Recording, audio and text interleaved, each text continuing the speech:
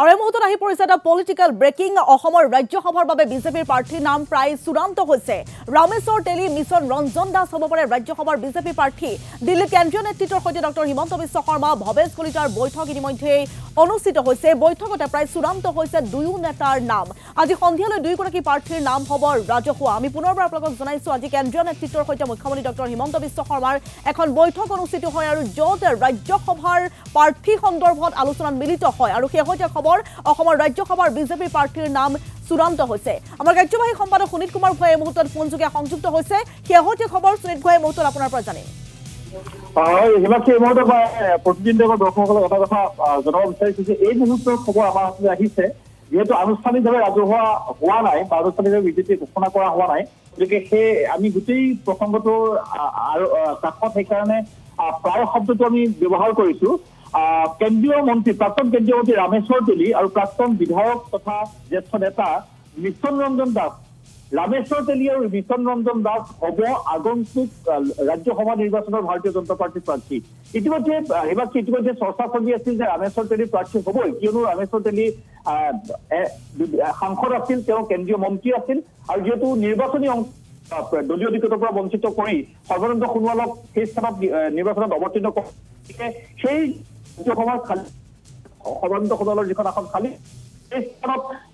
ৰামেশ্বৰ তেলী অহাটো প্ৰায় নিশ্চিত হৈছিল কাৰণ দ্বিতীয়খন আসন যিখন তেখেত চাহ জনগোষ্ঠীয় নেতা আছিল গতিকে চাহ জনগোষ্ঠীৰ অংশখিনি ৰামেশ্বৰ তেলীৰ আছিল কিন্তু গম পাইছো যে দীপ্তিৰ ৰঞ্জন শৰ্মা প্ৰণৱ লহকৰ অভিজিৎ কলিতা ৰেখাৰাণী দাস বড়ো বহুতে মনোনয়ন পত্ৰ সংগ্ৰহ কৰিছে মিছন ৰঞ্জন দাসেও মনোনয়ন পত্ৰ সংগ্ৰহ কৰিছে কিন্তু আমাৰ হাতত আহি পৰা এই মাত্ৰৰ যিটো তথ্য যে মিছন ৰঞ্জন দাস হ'ব বিজেপিৰ দ্বিতীয়খন আসনৰ বাবে বিজেপিৰ প্ৰাৰ্থী কিয়নো এগৰাকী জ্যেষ্ঠ নেতা 2011 চনৰ যিটো নিৰ্বাচন আছিল বিধানসভা নিৰ্বাচনত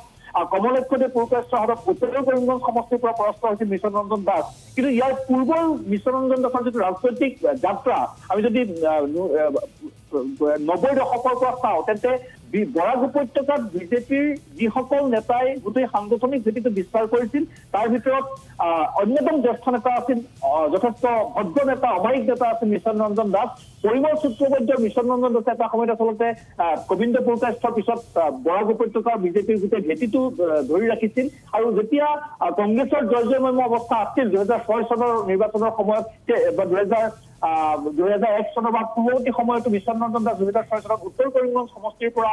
নিৰ্বাচিত হৈ আহিছিল কমলেশ্বৰদেৱ পুৰকায়স্থৰ যিটো সমষ্টিৰ